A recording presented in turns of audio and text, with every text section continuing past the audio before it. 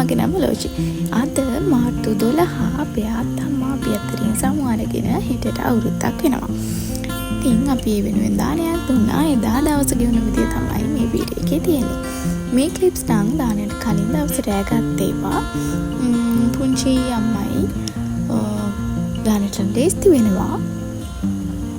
මේ දිනේ ඊට පස්සේ දවසේ මාර්තු 13 උදේ මම හැරිලා තේ එකක් බීලා හිටියා ඔක්කොම කලින්. ඉතින් වීඩියෝස් ටිකකුත් ගත්තා. ඊට පස්සේ මට හම්බුණා කට්ලොට් වගේක් වදින්න. ඉතින් මම ඒකත් කරලා දීලා අම්මලට මෙයා නම් හරි ආසයි වීඩියෝ කරනවට. වැඩ ඉවර කරලා අපි හැමදාම වගේ බොහොම කලබලෙන් ලේස්ති වෙලා පන්සලට යන පිටත් වුණා. අපි අයියට පොඩ්ඩක් පාර වැටුණා මෙතනදී.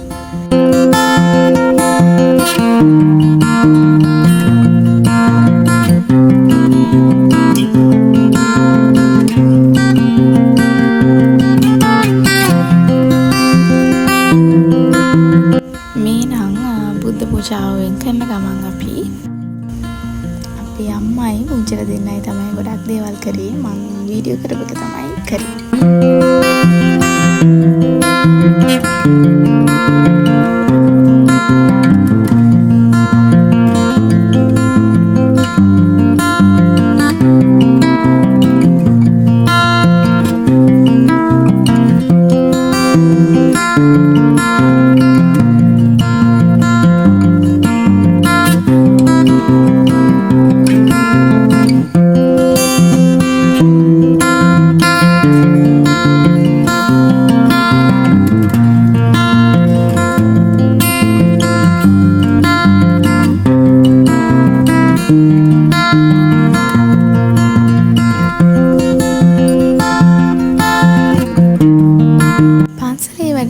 ඉවර කරලා අපි ගෙදර ආවා.